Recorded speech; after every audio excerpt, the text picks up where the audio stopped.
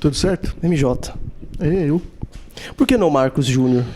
Ah, mano, é uma piada idiota. Começou com uma piada idiota quando eu escrevi, que era se existia MC falando merda e ganhando dinheiro, porque um MJ não podia.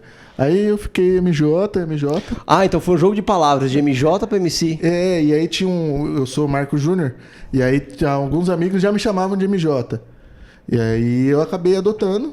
Ah, entendi. Porque eu acho que Marcos Júnior ele é... eu acho formal demais, mano. E só Marcos?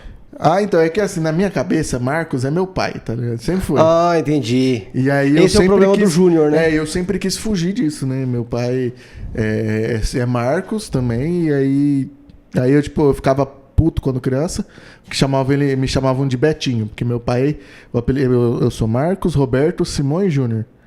Rapaz, é nome de príncipe nome mesmo. pra caralho. E aí meu pai, todo mundo chamava ele de Beto.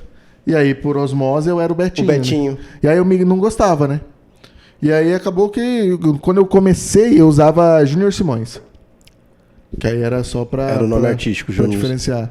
Só que aí eu não sentia nada, aí um dia eu falei, vou usar MJ. Aí eu gostei. Primeira vez que me chamaram no palco de MJ, eu fui.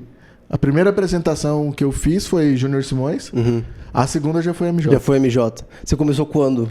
Comecei em 2018. 2018, em Campo Grande, Mato Grosso do Sul. Como é que era a comédia em Campo Grande, Mato Grosso do Sul em 2018? Então, eu comecei a fazer stand-up em 2018, mas eu trabalho com comédia desde 2015, 2016.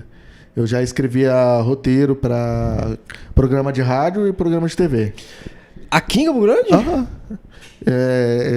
Eu participei depois de um tempo, eu participei de um programa de rádio de comédia, que era eu, o Anderson Barão, o Alex Azik, o Alex Figueiredo e mais dois caras que não eram comediantes, mas eram radialistas. E aí faziam o programa com a gente. Que chamava Tamo Junto. Isso é onde? Qual rádio? Na TV, na Rádio Educativa, né? Na 104. Aham. E aí Muito começou bom, como Tamo Junto, aí a gente fazia... eu começava o programa às 10, começava às 9 e até às 10. E da aí, manhã. Isso, da manhã. E aí como começou a funcionar bem, aí eles mudaram a gente para hora do almoço, que era o maior pico da rádio. Aham. E aí ficou a hora da broca. Que enquanto o pessoal tava indo almoçar, a gente tava fazendo piada no rádio. Tô ligado. E aí um dia eu falei, cara, eu escrevo minhas piadas pros outros, tem umas piadas que funcionam. Por que não eu fazer? Por que eu não, né? E aí eu fui fazer noite teste.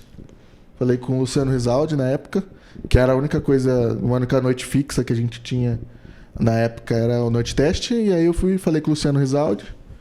Só tinha uma noite fixa que era só teste? Era só teste.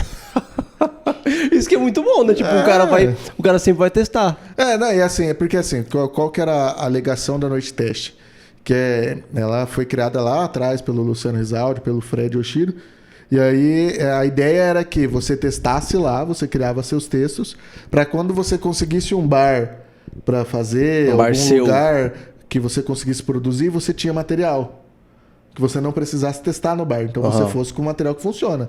Ah, tô ligado. A ideia principal era essa. Mas ninguém conseguia bar. Não, a gente começou a desenrolar bem, né? Depois.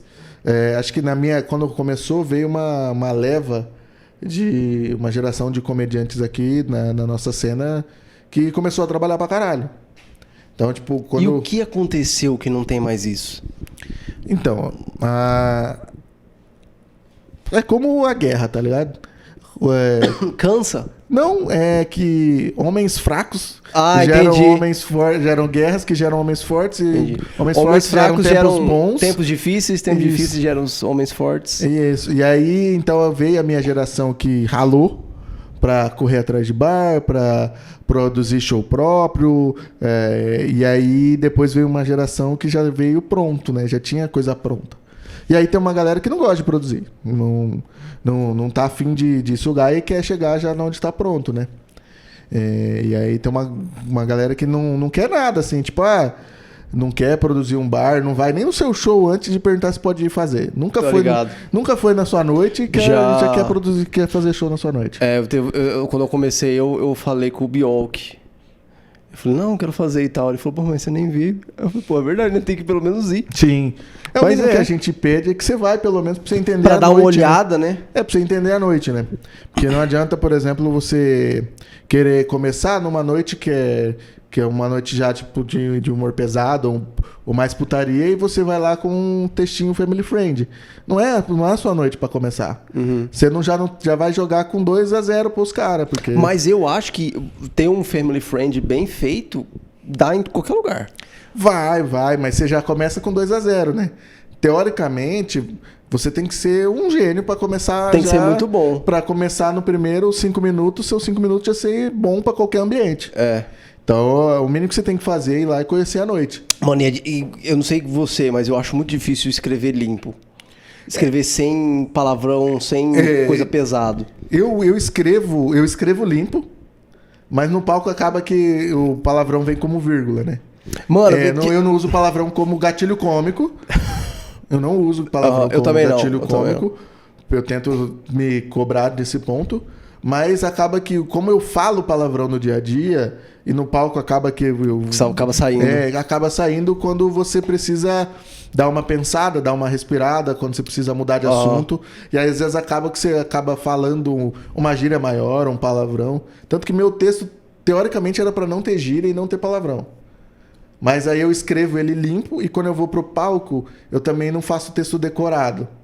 Eu sei o que eu tenho pra falar, eu sei onde tá as piadas, eu sei quais são os punts, mas eu não faço escrito assim, eu escrevi 1, 2, 3, eu falo 1, 2, 3, não. Eu escrevi 1, aí eu vou pro 2, aí eu falo 4 e volto pro 3, mas ainda tá dentro Você sabe o começo e o final. Eu sei o começo e o final, e eu sei onde eu preciso focar no texto. E o meio vai sair. Dando uma costurada, depende da plateia. Porra, eu tento muito escrever limpo, mas sempre... Fala, não, mano, vou escrever só uma galinha. No final a galinha tá morrendo. Então, mas só que é diferente escrever limpo e ter um texto pesado. São coisas distintas. Não, isso na minha visão, pelo menos. falo, por exemplo, não ter assuntos pesados, não ter assuntos controversos. Eu falo, tipo, uma coisa mais... Cara, eu acho que pra começo é o ideal. Pra começo é o ideal. Eu acho que a gente sempre brinca que você não pode chegar esfregando a sua genitália na cara das pessoas. Um dia eu tava falando, mano, por que eu tô fazendo piada de aborto? Eu tenho um ano de comer. Porque... E o povo ficava, tipo, muito agressivo, porque realmente, quando você tá começando, eu sou novo ainda, eu falo, na minha cabeça é uma piada, e pra público, tem público que aceita, porque o público tá querendo dar risada. Mas tem um público que tá meio com o pé atrás, você manda uma piada que tá sendo construída ainda, que é pesada, ou o público não gosta, mano. E eu fico tipo, caralho, eu não posso fazer um bagulho desse. Olha, eu sou... Eu não vou falar pra você que eu sou o crânio que fica papirando, não. Mas eu estudei bastante comédia em si. E aí eu descobri que você precisa de 3 coisas pra uma piada pesada entrar bem. No mínimo 2 de 3. Um público maduro, em questão de conhecimento de comédia. Um público aberto à risada. Querer rir. E maturidade cômica. Porque não existe piada que não se deva fazer. Existe piada mal escrita. Sim. Então você precisa ter de 2 e 3. Se você conseguir uma plateia madura e uma plateia que tá afim de rir, se a sua maturidade cômica ainda não estiver pronta, a galera vai rir porque você ainda vai ter escrito alguma piada no meio ali. Só se a sua piada for extremamente ruim. Aí a galera não vai rir mesmo.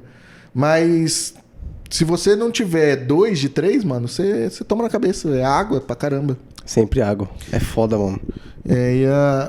Mano. E quando eu comecei a escrever, eu escrevia storytelling. Eu comecei escrevendo storytelling. A história inteira? Isso, porque eu vim de roteiro. Então eu escrevia roteiro e então fazia storytelling. Porque aí você tinha um roteiro inteiro para escrever de como começava o programa, onde tinha piada no meio dele, e aí deu o resto. E aí depois eu fui passar a escrever para entrevista. Então ali eu conseguia começar a escrever mais curto. Que aí você pegava o histórico do entrevistado, e aí eu escrevia algumas piadas sobre aquilo ali. E às vezes direto em cima da história do cara. Em cima da história do cara. Porque aí eu meio que induzia ele a responder o que eu queria pra ele poder, pra poder encaixar a piada. Que é assim que funciona um talk show, né? É uma escada. É uma escada e você precisa induzir o cara a ser a sua escada. Aham. E aí o papel do roteirista é esse, né? E aí eu comecei a escrever online. E aí quando eu abri a mente para online, eu falei, cara, aí aqui é minha casa, aqui é onde eu gosto. É mais legal. É onde eu gosto de escrever. Eu ainda faço storytelling, porque às vezes precisa, mas eu gosto muito de online. Eu comecei a fazer online e depois eu fiquei quase 2 anos só fazendo online, assim, só show de online. Aí eu falei, não, agora eu preciso dar uma mudada, vamos fazer outras coisas, e aí eu escrevo. O online eu acho mais difícil porque não dá tempo de você... Não tem como você ficar em silêncio. Não dá tempo de você pegar a plateia na parte interessante. É. Porque, tipo, sei lá, 15 palavras no máximo, no máximo. Aí se você pega uma storyteller de 2 minutos e meio, você consegue ficar metade desse tempo em silêncio. Não dá rindo. Sim, a ideia do onliner é que, tipo, a cada 15 segundos é uma cara risada, tá rindo. mano. E aí, só que o lado bom do onliner é assim, essa piada não deu certo, tô nem aí, vamos pra próxima. Aham. Porque a chance da outra funcionar é maior quando a primeira não dá certo. Se o cara já não tá gostando da história, você se fudeu, mano. Já era. Você não tem pra onde correr. Não tem. E você precisa terminar a história. Aham. Você não dá pra você você, tipo, não, gente, vamos pro trocar. Mas o povo vai ficar tipo, ué, você tá fazendo o quê? Não dá, mano. E aí, como eu gosto de escrever coisa avulso, eu falo muito sobre a minha relação com meu filho, com a minha esposa, né, com meus pais, que todo mundo começa por aí. Aham. Não tem por onde você fugir, mas eu gosto de escrever coisa meio avulsa, sabe? Coisa que ninguém tá esperando. Você mente nas suas coisas? Ou não? Não chego a mentir. Você é aquele comediante que só fala a verdade? Não, também não. Eu não chego a mentir. Mas acaba que a gente aumenta alguma coisa pra precisar... eu minto demais, cara. Não. Premissa falsa existe. Eu minto muito. 90% do meu texto é mentira ou outra pessoa falou pra mim. Não, mas o bom é que, na verdade, que o seu texto precisa ser mentira. Você precisa entender que o seu texto... Quem escuta seu texto precisa acreditar que é mentira. Precisa saber que é absurdo pra caralho. É absurdo, você tá falando aquilo exatamente pra levar a pessoa pra onde ela não podia enxergar aquele xiste daquele jeito. E aí o meu não, o meu é mais identificação mesmo. Então, porque eu transo com mendigo, né? Eu tenho um texto... Aí não dá pra acreditar nisso. Ou dá, né? Ou dá, né? Os tempos estão mudados. Sim. Mas eu não chego a usar premissa falsa. Mas você não usa porque você não gosta ou porque você não quer? Não, eu não tenho costume mesmo. Porque como eu escrevo mais sobre a minha relação com meu filho, com as pessoas à minha volta, e como eu gosto de escrever coisa avulso, então, por exemplo, tem gente que escreve... saiu uma notícia hoje, o cara vai lá e escreve 5 minutinhos sobre aquela notícia. Eu não sou esse cara. Às vezes eu vou pegar um negócio que aconteceu 200 anos atrás. E aí eu vou falar sobre isso. Eu vou falar sobre um negócio que ninguém tá esperando. Que é igual, por exemplo, eu falo sobre colar de cachorro. Aí, tipo, eu falo sobre o porquê que chama colar elisabetano no texto. Então, tipo, aonde que você vai sair de casa e falar, hoje eu vou ver aquele cara que vai falar colar elisabetano? Aquilo lá, Então eu gosto de trabalhar nessa zona. Você acha que o público da comédia ele vai querendo ouvir alguma coisa? Vai. Hoje eu descobri, principalmente quando você descobre que o público que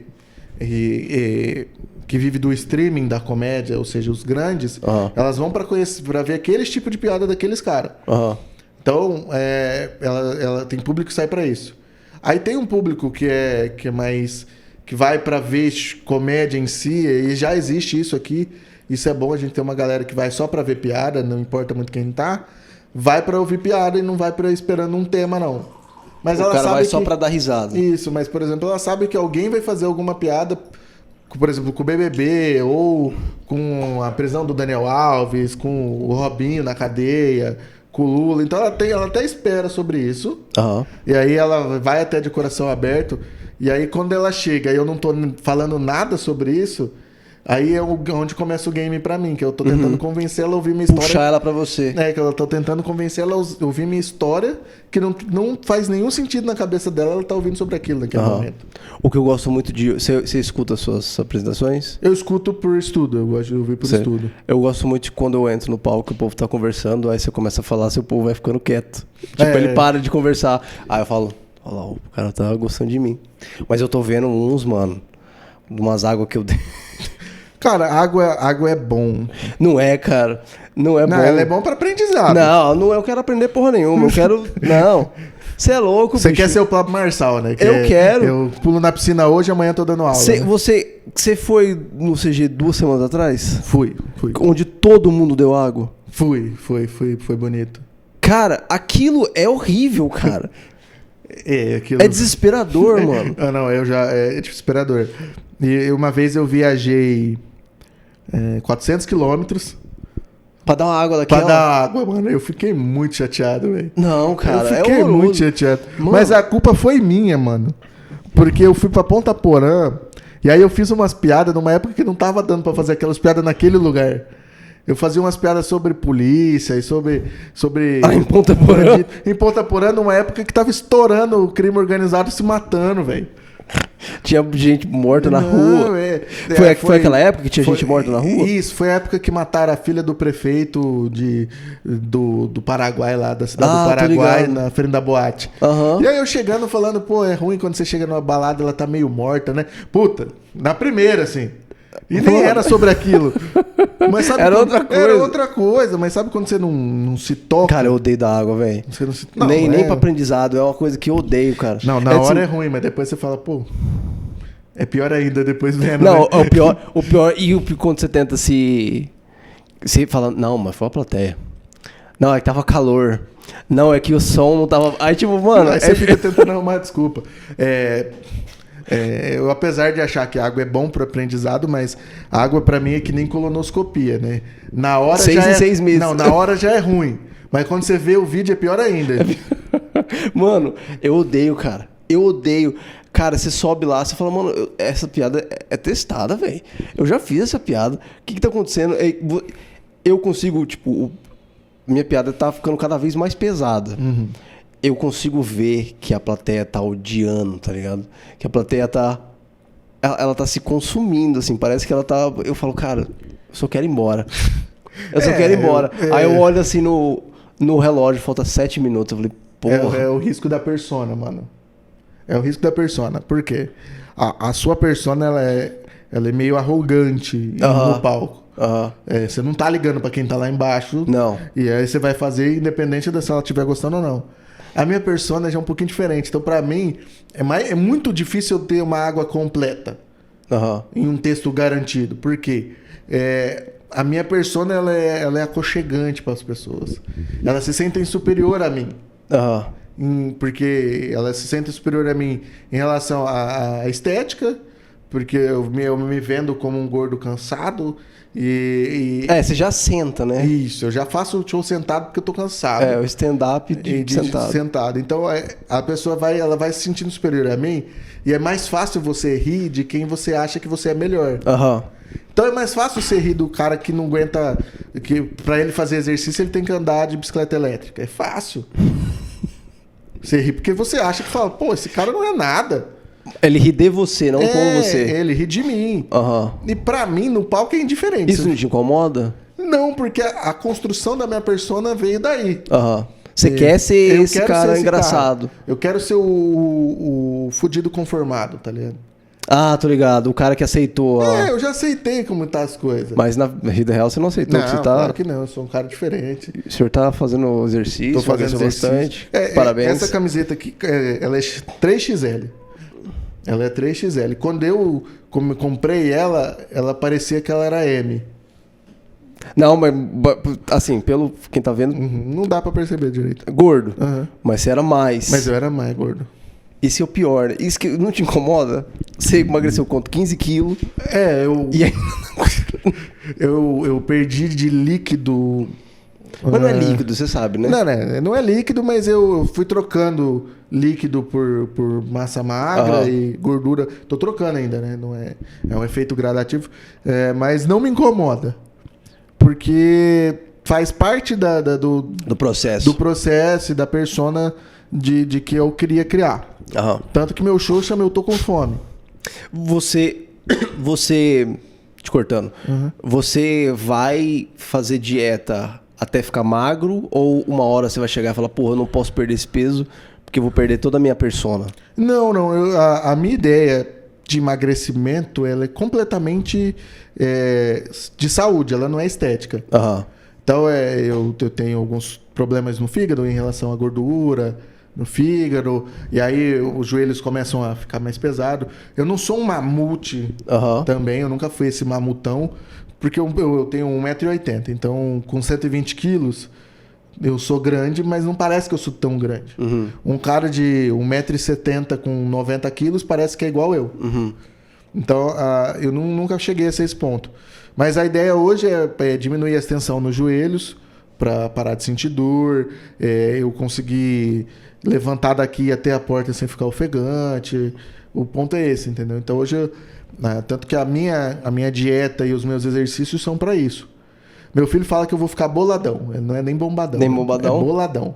Mas você pensa em parar? Não, tipo, eu cheguei vou aqui chegar a ficar fazendo manutenção só. Sabe? Só manutenção. A ideia é que eu aprenda a comer melhor. Eu não sou um cara que come muito, mas eu como errado. Não, cara, pior que não. Por exemplo, se eu saio, o problema é que eu como errado nos horários. Durante o dia, eu passo o dia, tipo, sem comer nada. Aí eu chego à noite, aí eu vou comer, mano. Aí eu como. Porque durante o dia eu tenho coisa pra fazer. Mas você come quanto? Não. Hoje, por exemplo, ó, se a gente sai, vamos no comer um hambúrguer. Eu vou comer um hambúrguer só. Eu não sou o cara que vai pedir 4 hambúrguer. Mas você não chega em casa e come mais? Não. Mas eu como errado, eu durmo pouco. Pronto, achou então. Eu como errado, eu durmo pouco. Achou. E eu gasto muito tempo tomando refrigerante e doce. Achou também, pronto. Então, hoje dorme pouco, refrigerante, já era, mano. Você dorme quantas horas por dia? Uns 4, 5? Eu devo dormir umas 5 horas, 6 horas por dia. Estourando 6. O dia que eu durmo bem mesmo, eu dormi 6, Mas você 7. toma porque você não consegue ou por causa do seu filho? Não, eu não durmo por não dormir, sabe? Sempre não dormiu? Eu não sinto sono. Eu vou sentir sono bem tarde. Mas o problema é que o meu trabalho também é muito monótono, né? O meu trabalho. Eu trabalho sentado. Você é daquele cara que passa o dia inteiro com sono e na hora de dormir não consegue? Não, eu não. Eu tenho sono 2 horas da tarde. Depois do almoço? Eu volto do almoço às 13. E aí, tipo, lá por umas 2h10, 2h15, se eu não estiver atendendo, eu tô assim, piscando, porque eu tô com sono naquele momento. Mas aí, daqui uns 40 minutos, tô de boa. Aí, se eu comecei a fazer outra coisa, também passa. Mas eu acho que é a hora que o açúcar faz efeito na minha corrente sanguínea. Mas é realmente o açúcar. É bem provável. Porque quando eu não como sobremesa, depois do almoço, eu fico de boa. Aí, se eu como uma sobremesa, o açúcar vai dando uma zoada no meu... Mas é o pico e o... Eu tava estudando sobre isso. Os picos e as fossas. Né? Do açúcar. E de vez em quando não é nem açúcar, é o arroz, é o macarrão. Aí você come, quando você tá morrendo assim, é por causa disso. Aí eu fui na nutricionista, inclusive, ela é ótima. Ela não cortou tudo, ela falou, se eu cortar... E nem adianta, né, mano? Se eu cortar, você não vai conseguir. Ela falou, se eu cortar todo o carboidrato que você come, você não vai fazer, você vai fazer uma semana, na segunda você vai estar puto e não vai comer nada. Então ela regrou, né? Ela falou, ó, tem uma quantidade que você pode comer. Toda vez que você for comer carboidrato, você alia a uma proteína, para que o seu pâncreas e o seu fígado e o seu rim trabalhem ao mesmo tempo, para você não ter essas fossas. Porque quando você não só come carboidrato e não alia a proteína é pouca, aí que gera o problema da fossa, né? Porque tem muito açúcar, pouca proteína, então a insulina destrói e aí me dá sono. É isso aí. E hoje, agora eu tô começando a comer mais legumes, comer mais verduras. E aí agora eu pratico exercício, né? Eu vou na academia, faço caminhada, corro quando eu tento correr o máximo. Tá conseguindo já? Der. Já, eu consigo correr, e aí eu preciso descansar, continuar caminhando e correr de novo. Muito bom, cara, parabéns. Fico feliz. Eu fico feliz porque eu sei que é difícil. Não, é difícil pra caramba. E aí eu tenho um filho de 6 anos, né? Então eu preciso estar aqui pelo Precisa menos... estar vivo, eu né? preciso pelo menos estar aqui por uns 14 anos ainda. É. Minha mulher falou pra ele, você não vai morrer, não.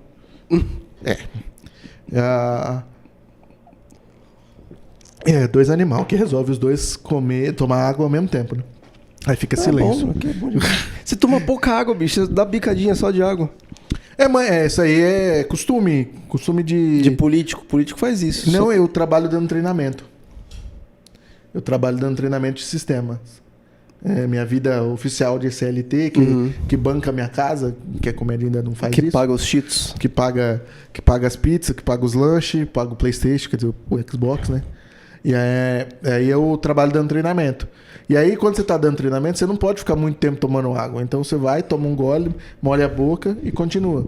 Mas eu tomo uma quantidade boa. Eu tomo uns 3, 4 litros por dia. Fácil. Eu tomo por aí, eu mijo o dia inteiro. Entre aulas, treinamentos, eu devo tomar tipo uma garrafa cheia de 600, 700 ml.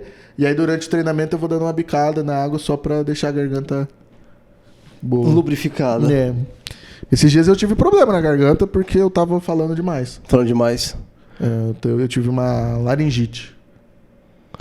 Mano, eu tava vendo sobre isso. Tipo, a gente não pode falar com a garganta. Você já pensou nisso? Você já viu que louco? A gente não pode falar com a garganta. A gente tem que falar atrás da garganta. Não faz sentido, mano. Não, eu fui na fonoaudióloga. Nossa, não fui, né? Eu fui na fonoaudióloga quando eu era criança. Você tinha problema de Não, falar? é porque eu sou TDAH e aí o meu cérebro processava mais rápido do que minha boca. Aham. Você gaguejava? Não, eu falava embolado. Ah, entendi. E aí eu fui no fonoaudiólogo pra ele me ensinar a respirar entre as palavras. E aí hoje eu consigo falar pausadamente, respirando entre as palavras, sem respirar no microfone. Por exemplo, que é muito ruim quando você fica... Isso aí é muito feio, cara. E aí quando eu subia no palco, eu subi a primeira vez no palco, era nítido que eu estava extremamente nervoso.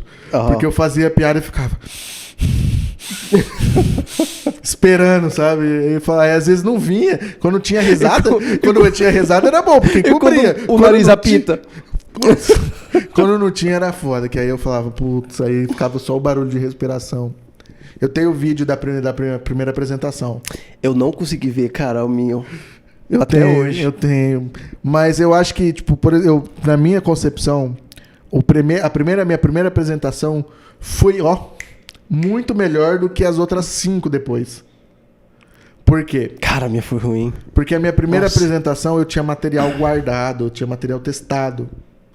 Então, quando eu fui na noite teste, eu podia testar porque ninguém conhecia aquelas piadas. Então, eu tinha 10 minutos seguro. Porque era piada que eu já tinha testado no rádio, era piada que eu já tinha escrito para outras pessoas. Sua primeira vez foi 10 minutos? Foi. Na época era Vida Louca, né? Caralho, mano, 10 minutos? A primeira vez que eu fiz foi 10 minutos. Eu lembro até quem fez comigo a minha primeira apresentação. Foi o Alex Azik, o Luciano Rizaldi, o Fred Oshiro, a Jennifer Matos, eu e tinha mais um... Mas 10 minutos cada um? Era 6, 7 pessoas. E aí era 1h10 de show. E aí eu fiz meus 10 minutos, aí eu fiz storytelling e eu fiz as piadas online também, que eu já tinha escrito. E aí então a primeira vez foi muito bom. Porque eu tinha 10 minutos pronto. Bem escrito, né? Eu não tinha testado, falado eles, mas era bem escrito. Então eu sabia onde estavam as piadas ali. A segunda vez que eu fui fazer, já tinha mudado o esquema. Porque eu só fui fazer a segunda vez 2 meses depois. Porque a noite teste acontecia uma vez por mês. Então você fazia esse mês, no mês que vem você não fazia. Porque tinha outras pessoas para fazer. Então quando eu fui fazer a segunda vez, era noite teste, aí tinha mudado a regra.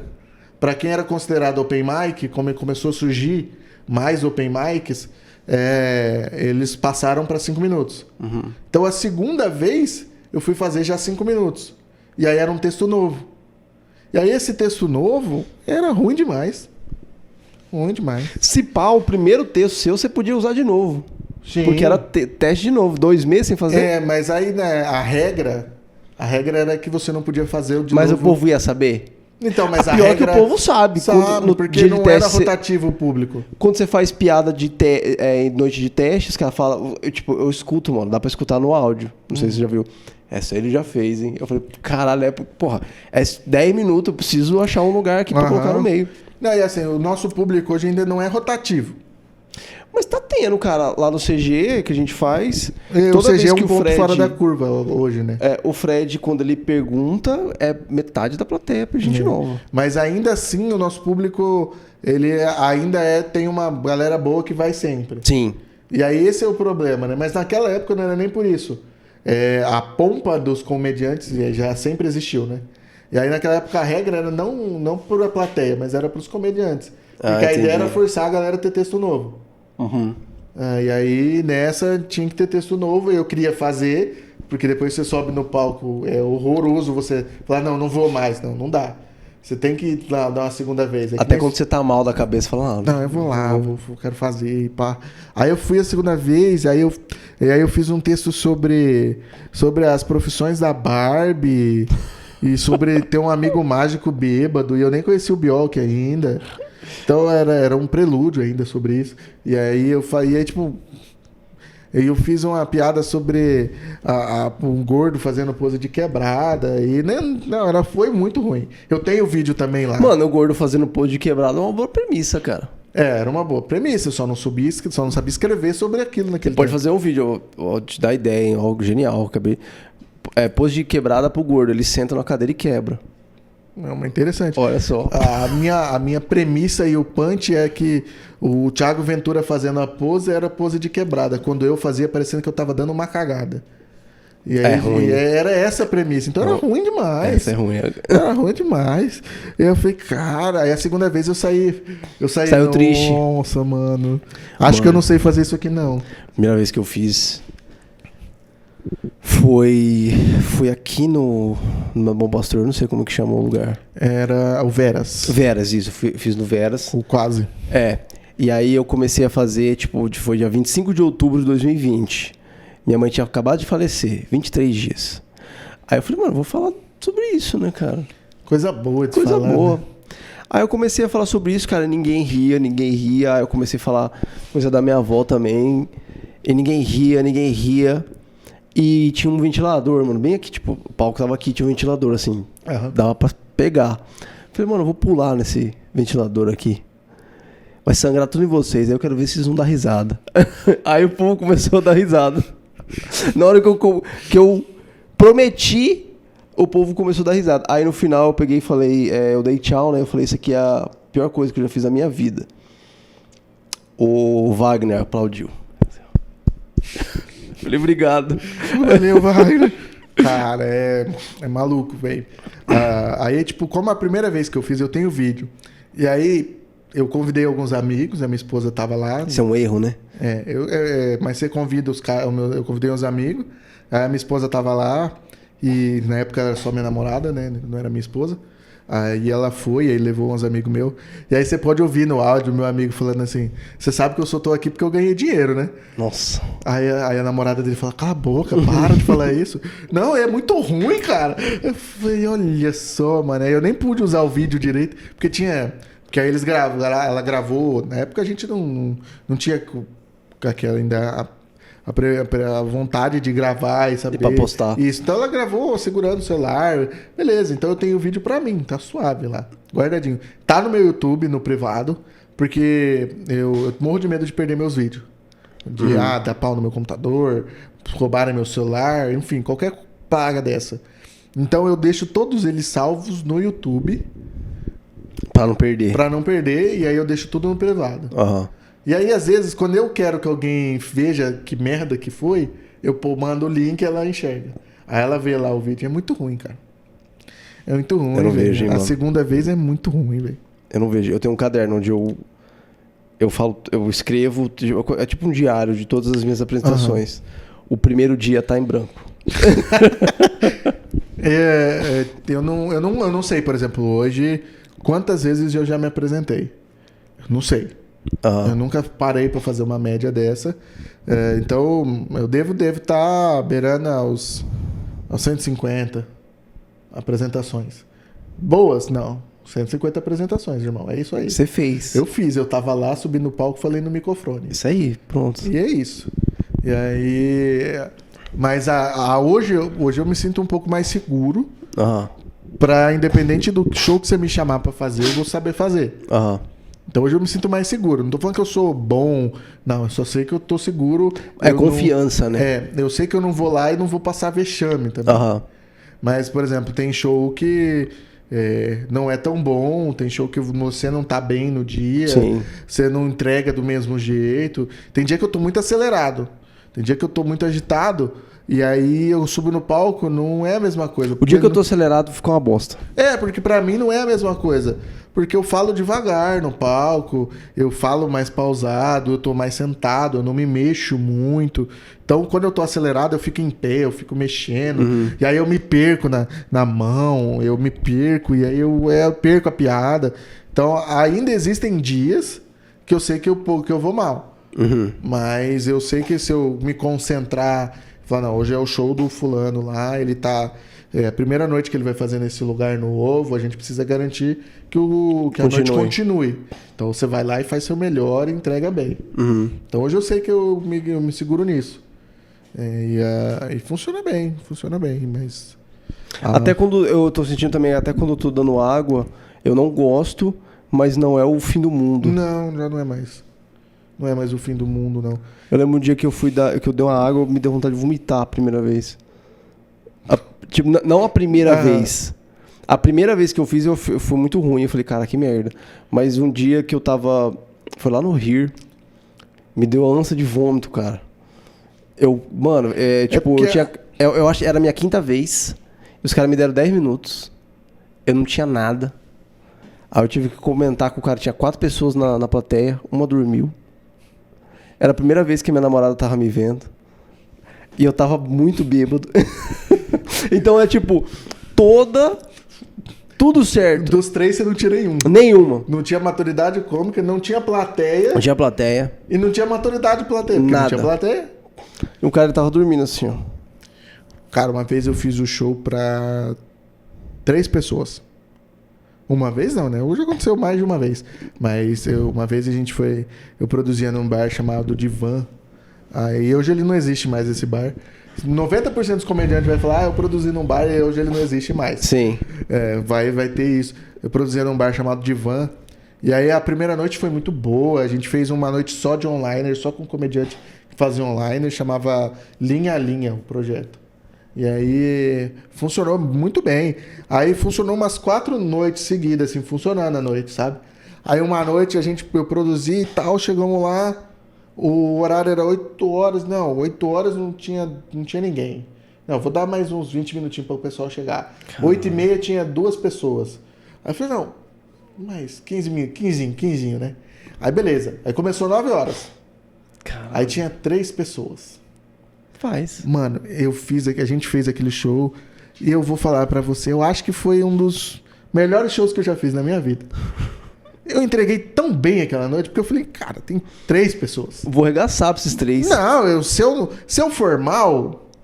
Vai ser 3 pessoas que vão falar mal de vocês. Não, e eu ponho a culpa que só tinha 3 pessoas. Pronto. E aí eu fui tranquilo, aí eu fiz aquele show, mano. Foi tão bom, né? Rimo. Mas rimo, tinha uma mulher sentada com um vestido que parecia... A estampa dela parecia flor de maconha. Nossa! A gente ria no palco. Aí o Fred tava no dia, né? Ele sentou do lado dela pra ficar conversando com ela. Aí virou uma roda de piada, na verdade. Que a gente sentou em volta assim, ficou conversando, fazendo piada. E, nossa, foi uma noite gostosa. Mas aí depois, quando ele voltou, aí teve um público, começou a ter um público maior. Acho que cabia umas 20 pessoas lá. Então, quando tinha 10, 15 pessoas, tava top. Uhum. Então, eu gostava de fazer isso lá. Então, eu fiz o quê? Eu fiz uns 6 meses, 2 vezes por mês lá. Então, deve ter umas 12 noites produzidas. Bom, 15 dias é bom. E aí, acabou que depois eu acabei assumindo outra coisa, né? Pra fazer, e aí o bar já tava meio... Não meio- pensa mais em produzir? Eu penso em produzir, mas hoje se eu for produzir é alguma coisa um pouquinho diferente. Eu perdi o tesão de fazer em bar, assim, produzir bar. Eu não tenho mais saco pra produzir bar. É pra guri novo, eu acho que quem tá entrando agora, que tá com gás, tá com vontade. Não tem lugar pra fazer? E aí eu acho que a ideia é essa. Não é longe de mim parecer soberba nem nada. Mas produzir bar é cansativo. E aí eu sou um cara que não gosta de ficar longe do palco. Então, quando eu produzo, eu faço. Só que quando você tá fazendo num bar e desenrolando e criando à noite, é muito difícil você produzir, fazer e ser tudo bem e você sair de boa no final. O Mânica fala que eu tenho um mosquitinho do palco. Que ele fala, eu trabalho muito bem produzindo, mas eu gosto de estar no palco. Se eu não gostar de estar no palco, eu tinha desenrolado muito mais na produção. Mas eu não tenho saco de produzir em bar. Mas hoje eu tenho vontade de produzir outras coisas. Você produziria um teatro, por exemplo? Produziria. Mas não, os teatros aqui de Campo Grande só tem pequeno, né, cara? Não, só tem grande. Tem grande, na verdade. Não tem lugar pequeno e os lugares pequenos não aceitam stand-up? Então, por exemplo, hoje você tem no Dom Bosco 700 lugares, 600 e pouco agora, né, que diminuiu. Você tem o Palácio Popular da Cultura, gigante, 1000 lugares. Aí hoje eu descobri que tem um lugar que é 236 lugares. Grande Ainda é pra caralho. muito, mas perto dos outros é menos. Mas é caro para produzir lá ainda, em questão de 200 e poucas pessoas para comédia local. Não dá? Não dá. Eu ia produzir, tava tudo certo na pandemia, antes da pandemia, na verdade. E aí eu ia marquei para abril, eu ia fazer meu show no anfiteatro do Museu do Som, lá na frente do lado do UTED lá. Sei. Museu de Arte Contemporânea, né? Enfim, aquele museu que fica lá. Eu sempre confundo o nome dele. E aí ele tem um anfiteatro para 90 lugares. Bom. Grande também, mas bom. Mas 90 lugares é mais bonitinho. Você coloca 40 pessoas, tá bem, tá recheado. Então eu pensaria em produzir no teatro. Mas hoje eu tenho vontade de fazer um festival. Como o Risorama, essas paradas. Mas é um projeto grande, tem que envolver dinheiro de patrocínio, outros rolês. Mas ainda a cena precisa maturar. O público da cena precisa maturar pra fazer um rolê desse. Cara, mas eu acho que tem público aqui sim, bicho. Só saber entregar, mostrar. Eu acho que é mais... O problema é que é muito mídia social ainda. Muito mídia social a comédia. E ninguém aqui tem bastante número. Então fica difícil a gente fazer alguma coisa achando que nossos 2.500 seguidores vai todos ir lá. E eu vejo que é realmente muito difícil. Porém, quando eu vejo o Quatro Amigos fazendo 6 sessões aqui, eu falo, cara, tem público pra comédia. Eu acabo sendo repetitivo, né, quando eu falo sobre isso. Porque o problema, ao meu ver, da nossa cena é que o Mato Grosso do Sul tem a estigma de tudo que é daqui não é bom. Eu acho que não é daqui, eu acho que é todos os lugares. Então, mas hoje eu conheço outras cenas de outros estados e descobri que é muito parecido em outros lugares. Exceto em um lugar só, que é São Paulo, porque não dá pra saber quem que é de lá, quem não é. Não. Então é muita gente, muita coisa acontecendo ao mesmo tempo. Mas as outras cenas é assim, o Rio de Janeiro é assim, Minas é assim, eu conheci a cena de São Paulo, de Minas, do Rio de Janeiro. E é assim, no Nordeste eu não conheço nada. Mas aí, na meu ver aqui, a gente precisava que alguém conseguisse furar a bolha e ficasse aqui. Mas não vai ficar. Esse que é o B.O. Que alguém furasse a bolha e ficasse aqui. Porque aí acaba que a cena constrói melhor. Sim. Porque a gente vai viver um tempo na sombra desse cara. Só que aí o povo vai olhar mais daqui. E vai conhecer outras pessoas. Hoje acontece isso de forma pequena. A cena vem crescendo junto. E aí hoje eu vou lá e vejo um show com 4 comediantes. Pô, eu gostei desses 4. Semana que vem é outros caras. Eu vou vir aqui de novo. E vai. Tá funcionando bem, tá crescendo. O CG faz muito isso. Funciona bem. A cultura do comedy ajuda muito nesse ponto. Mas a gente precisaria, tipo, de comedies, com mais comedies, como desenrola o CG. A gente já teve outros lugares, já. Quando em 2019, eu, com um grupo de amigos, a gente criou a primeira casa de humor de Campo Grande. Então não era um comedy club, porque não se existia a cultura de comedy club aqui, no Brasil estava começando. Então a gente não tinha esse conceito, e não era o conceito que é, por exemplo, o CG, ou é o Cheers, ou era o Here. Não era aquele conceito de bem mais intimista e tal. Eu tinha essa ideia, mas não era assim que a gente vendia. A gente criou a Casa da Sogra. E a Casa da Sogra... Bom nome. Bom nome. Chamava a Casa da Sogra, e a gente fazia o show no fundo da casa. Tinha uma piscina, era bem grande, era bonito lá. E aí durante o dia era uma casa de bronzeamento artificial. E à noite funcionava o comedy. O comedy. Mas era todos os dias? Não, a gente começou fazendo uma noite por mês. A gente ficou 2 meses fazendo uma noite por mês, que era só o Humor na Guampa que fazia lá. Era na sua Não, casa? Era na casa da sogra do Igor Smith. Da antiga sogra dele, né? Umas 15 a sogra atrás. E aí era lá... E tem aí mais sogra que mulher. Isso.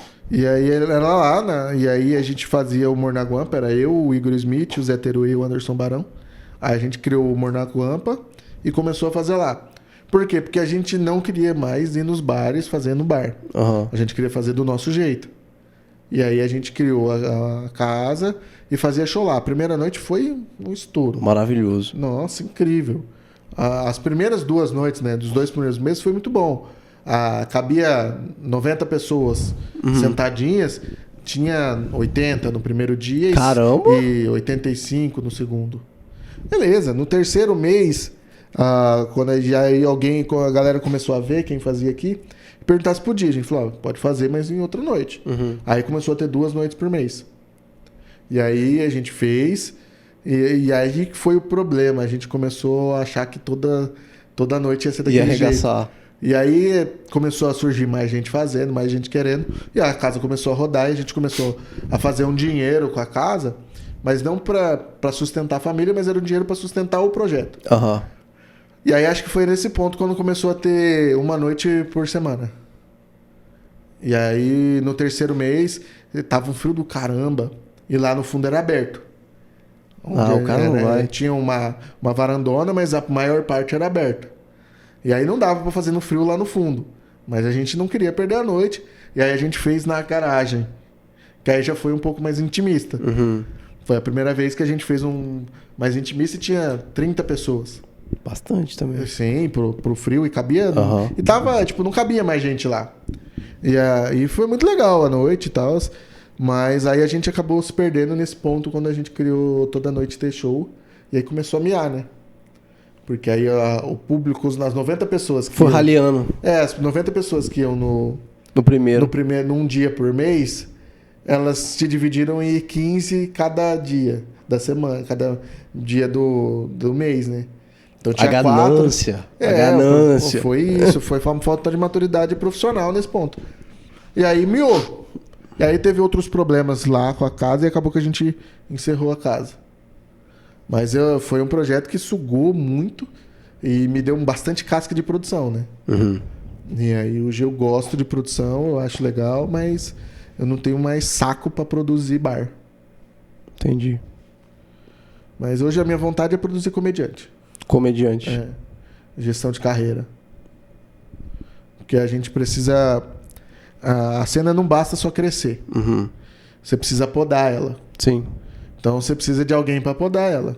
Você precisa de alguém para separar. O que estaria no portfólio do MJ?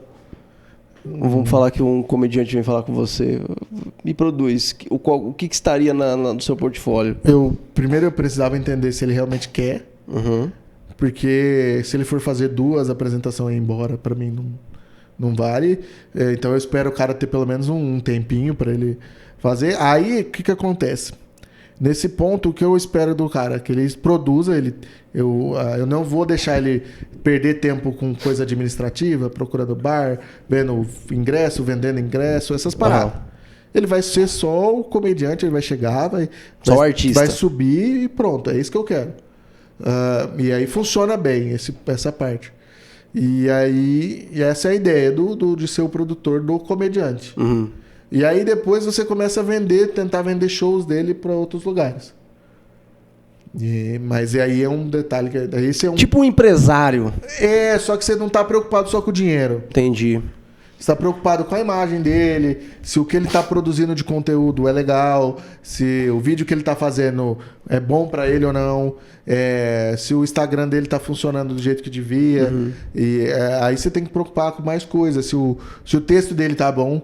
Porque você consegue vender um cara ruim uma vez. Uhum. Sim. O cara não volta. Mas aí não volta, né? Aí não resolve. Mas não resolve, não. Mas a ideia é que ele precise construir isso, né? Entendi. Você pararia de fazer comédia pra ser só produtor? Não. Mas eu não ganharia dinheiro fazendo stand-up, fazendo comédia, se eu ganhasse dinheiro sendo produtor e eu pudesse conseguir fazer ainda minhas noites avulso, assim. Entendi. Na noite dos outros. Você ia fazer um fazendo cinquinho. uma abertura, fazendo um cinquinho. Entendi. Tranquilamente. Hoje eu falo que eu trabalho como CLT para eu poder fazer comédia final de semana. É o que paga o... Entendi. Você pensa em... Pergunta idiota. Ganhar dinheiro só com comédia? Penso, e não só no palco. Fora também. Não dá pra você ganhar. O foda, eu tava conversando com a minha namorada esses dias. O foda da comédia é que não tem meio termo.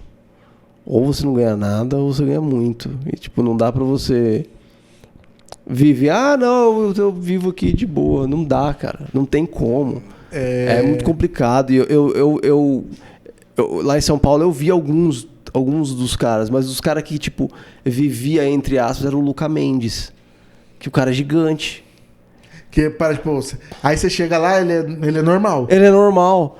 E eu falo, caralho, mano, o cara é gigante, tá no Jokers, mas só que ele ganha o dinheiro, pelo menos o que parece, não vou falar, eu não sei, eu não tô dentro do... Não sou gerente do banco dele. Mas ele anda a pé, os caras, o negócio é o Luca Mendes. O Luca. Aí eu fico, cara... Aí você tem eu, não ganho nada, o Luca Mendes, que é o operário, e o Thiago Ventura, que é milionário. Mas a gente vai ter essas classes, né? Você vai ter o estagiário, que de vez em quando vem um dinheiro. Aí você vai ter o CLT. De vez em quando pode tomar o café. Aí você vai ter o CLT, que vai ter todo mês uma garantia para ele continuar fazendo o que ele tá fazendo. Tem o vale alimentação. Tranquilo. E aí você vai ter o empresário, o CEO da grande empresa, que além de ganhar dinheiro com a própria comédia, ele suga outros comediantes. E existe isso, eu acompanhei isso lá. Você vê que tem cara que ou não é tipo, não vou falar tipo o Thiago Ventura, o Di Lopes, que ganham dinheiro com outras coisas, investindo em outras coisas, mas você tem cara que tá num patamar que ele vive bem de comédia. E aí o que ele faz? Ele ganha dinheiro de outros comediantes, fazendo os outros comediantes ganhar uma ascensãozinha. Tipo um empresário, um produtor. Não necessariamente, é que ele meio que empurra os outros caras, sabe? Não, você quer me contratar pra fazer seu show? Beleza. Você vai me pagar 5 mil pra eu vir aqui fazer 40 minutos pra você. Só que você tem que contratar o maluquinho aqui por milão também. Que aí ele vem e faz você tem que contratar ele por milão pra ele vir fazer mais 20 minutinhos pra completar 1 hora de show. Então tudo vale 6 mil reais 1 hora de show. Só que aí eu vou lá, em vez de pagar os 1.000 pro cara, eu pago quentinho pra ele. Às vezes até pago os 1.000. Não é esse o detalhe. Mas ele meio que empurra os outros comediantes pra quem paga os shows. E aí nessa forma ele começa a fazer o cara ficar um pouco mais conhecido, né? O cara começa a poder ter mais material, o cara se apresenta pra mais gente. Isso não é ruim. Não é ruim, mas eu tô dizendo que existe esse cara, né? Aí dentro dessa escala você vai ter o cara que ele espirra num stories e ganha 10 mil reais. Mas é pouco, né, cara? No Brasil. Hoje Tem você 5, tem 6 no máximo. E, é assim. e ainda assim é meio rotativo, né? Porque os caras começam a investir em outras coisas, teoricamente é para subir outros caras. Antes era assim. Você tinha o grande comediante que ganhava muito, aí ele ia pra TV, ou ele ia pra outro lugar, fazia outras coisas, e aí ele dava espaço pra um cara que tava aqui embaixo ascender. Tomar o lugar dele. Isso, pra ficar naquela posição. E aí aquele cara fazia o mesmo caminho e aí ia subir nos próximos. Hoje em dia, não. O cara quer fazer stand-up pra fazer stand-up. Isso, e nem só isso. O cara tá lá ganhando muito. Ele não vai sair dali pra outro cara assumir o lugar dele. Então, a roda parou de girar. Mas eu não acho que não é finito os lugares. Eu acho que tem lugar pra todo mundo, eu acredito. Não, que tem lugar pra todo mundo, tem. Mas não é o mesmo lugar pra todo mundo. Não, mas isso não vai ser... Nem o cara que vai pra outro lugar não vai ser o mesmo lugar. São diferentes, pessoas diferentes. Aí hoje a gente não tem isso aqui. Não, aqui não. Aqui não tem nem ninguém grande, né?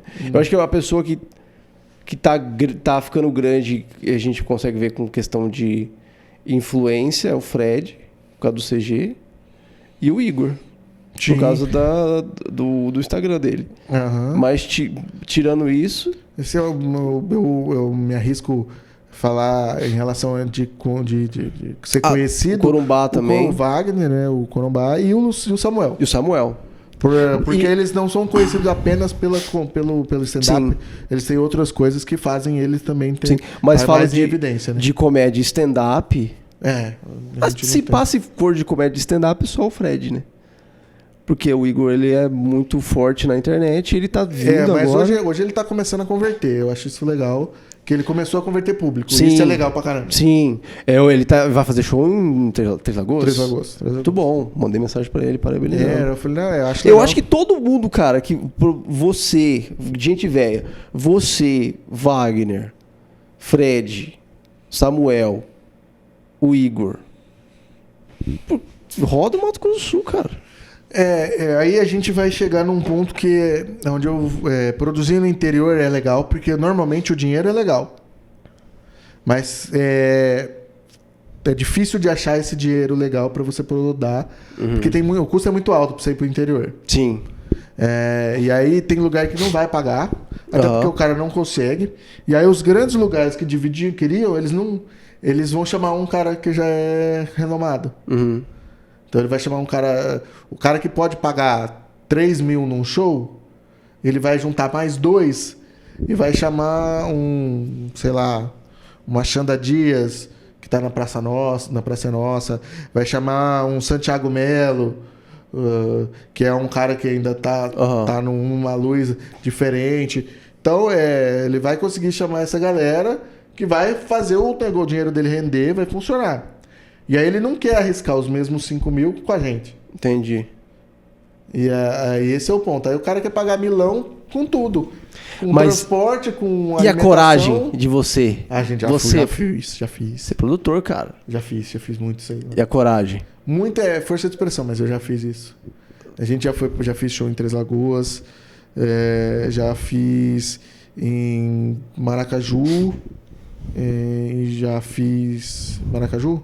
Fiz Ponta Porã. Três Lagoas é mais comum a gente fazer, sabe? E aí no interior foi as experiências que eu tive. Eu fiz 2 vezes shows em 3 vezes shows. Foram boas? Em Três Lagoas. A primeira vez a gente não chegou no show.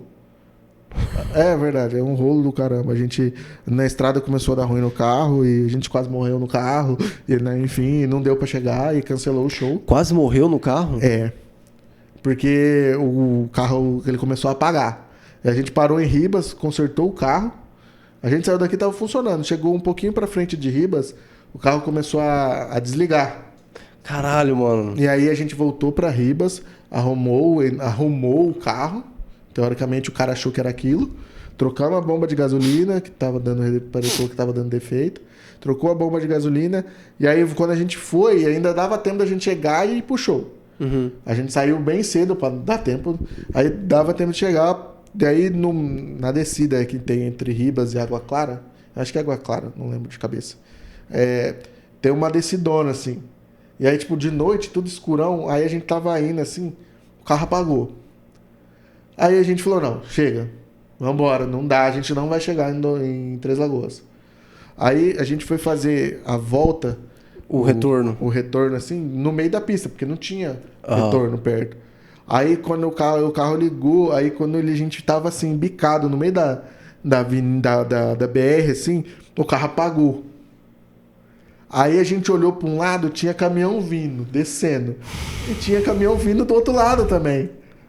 Aí, tipo, o Igor tava dirigindo, aí ele olhou pro lado e falou: desce, gurizada. Como que nós descia? Não tinha como descer.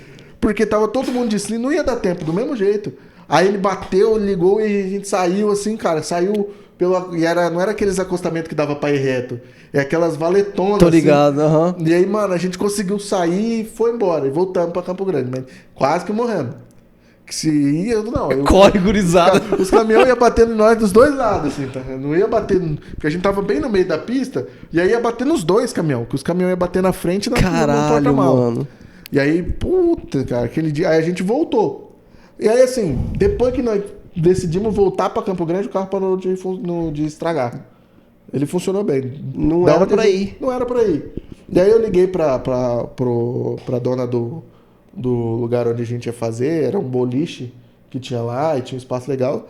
Aí eu liguei pra ela, a gente tinha marcado o show pras 9, eu liguei pra ela, era 8 horas.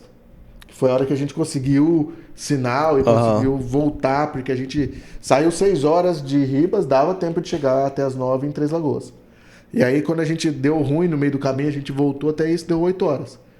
Aí eu liguei pra ela falou: não, tudo bem, a gente entende que tem imprevisto. Ela falou: tem. É que já tinha 70 pessoas esperando vocês. Caralho, aqui. mano. Aí eu falei: não, tudo bem, marca pra daqui um mês, a gente volta. E aí volta. Beleza, aí a gente voltou. A gente chegou em Três Lagoas dessa vez. Não morreram? E aí tinha 20 pessoas, né? Puta merda. Pra assistir a gente. Ah, não ia. Não ia bombar de novo, não ia ter gente, porque foi feito um bom trabalho de divulgação. E aí, cara, foi triste sair daqui. Mas aí a gente chegou, fez o show e, pô, beleza. Mas foi um show muito bom. Entregamos tudo que tinha pra entregar. A galera que tava lá riu pra caramba. Mas foi desmotivante a gente saber que na outra vez tinha 70. Tinha mais. E dessa vez só tinha 20. A gente pensou, puta, com 70 tinha sido muito maluco. E aí, da outra vez, aí eu fui produzir, só fui produzir. Eu fui produzir o Wagner, o Mânica e o Júnior, e o Igor e o Alexandre num show lá. E aí foi tudo tranquilo. Nessa foi tudo tranquilo, a gente chegou de boa, o lugar era bom, tinha hotel pra dormir, a comida era ótima, então foi tudo legal. Então foi um show muito bom. No outro dia levei os meninos na rádio, eles fizeram os contatos deles, eles deram entrevista na rádio da cidade. Foi um rolê muito bom. Ponta Porã também foi outra loucura. Só presepada, cara. Só presepada quando a gente vai. A gente foi só com o dinheiro de ir e voltar, mano. Ia ganhar o resto lá. O cara pagou só o combustível, mano. Sério? Acho que tirando o combustível dava R$50 pra cada. Foi aí pra pegar a experiência. Isso. Aí foi eu, Igor Alexandre, o Ferdinando Mota, o Fred Oshiro e nós 5 no carro. Aí foi o dia que eu falei que eu fiz piada de merda lá lá em Ponta Porã e tal. Aí assim, a gente foi fazer bate-volta. Por quê? Porque não tinha dinheiro pra ficar em hotel. Foi legal o show, o lugar não era ideal pra fazer show, porque existiam umas pilastras no meio, assim. Aí, tipo, o palco não era bem iluminado, ia ter um show de rock depois. Então tinha uma galera que foi pra não ver a gente, foi ver o show de rock, mas cagamos também. Tava lá, riu igual. Aí beleza. Aí na hora da volta, mano, todo mundo podre, dirigindo, dormindo. O mano que tinha as gêmeas dele, acho que tinha um mês as gêmeas dele. Então ele não tava dormindo já. E aí ele falou, não, tem que voltar. A gente ia, pelo menos pra dormir no carro e esperar amanhecer. Mas não dava pro Mânica, porque ele tinha que voltar pra ajudar a esposa dele com as gêmeas, né? Aí a gente voltou, o Mânica dirigiu. Aí a gente chegou em Maracaju, na serra tava uma neblina do caramba, não enxergava nada direito. E nós vimos. Aí chegou, depois de Maracaju, o Mânica falou, cara, eu tô podre, eu preciso dormir. Eu falei, não, deixa que eu dirijo. E eu dirigi de Maracaju a Cidrolândia. E eu acho que eu devo ter dirigido dormindo uns 5 km. Aqueles retão bonito, gostoso. Aí teve uma hora que eu percebi que eu dormi. Você dorme tanto que você percebe que você dorme. Aí eu acordei e falei, gurizada, o negócio é o seguinte. Eu acho que eu dormi. Que eu dormi e alguém vai precisar dirigir. E, tipo, Maracaju, Cidrolândia, 150 km no máximo. E aí o Igor Alexandre dirigiu depois de Cidrolândia para Campo Grande. Tem um dia que eu tava dirigindo, tava vindo de Jardim, e era bem, tipo, depois do almoço, assim, aquele soninho gostoso. E, cara, começou a me dar um sono, e eu não sabia o que fazer. Eu comecei a me desesperar. Porque eu falei, cara, eu tô no meio da estrada, eu não posso dormir. Se eu acelerar, pode ser que eu bata o carro mais rápido. Se eu diminuir, eu vou ficar mais entediado ainda. E eu falava, cara, aí eu começava a bater assim, ó, pra acordar. Acorda. Porque, mano, é desesperador, cara. Você dormir no volante e não ter o que fazer. E ainda de Ponta Porã, por exemplo, de Ponta Porã a Maracaju, ainda tava todo mundo meio acordado, a gente foi conversando. Adrenalina do show. Voltamos, a adrenalina do Ferdinando ter pego o Manã, ótimo. Maravilhoso. Comentários ótimos. Aí beleza. Depois de Maracaju, que a gente parou no posto, que tava uma neblina, trocou de motorista, mano. A galera morreu. E deixou eu lá acordado. Só eu dirigindo. E o povo dormiu? Não pode deixar o povo dormir, aí, não.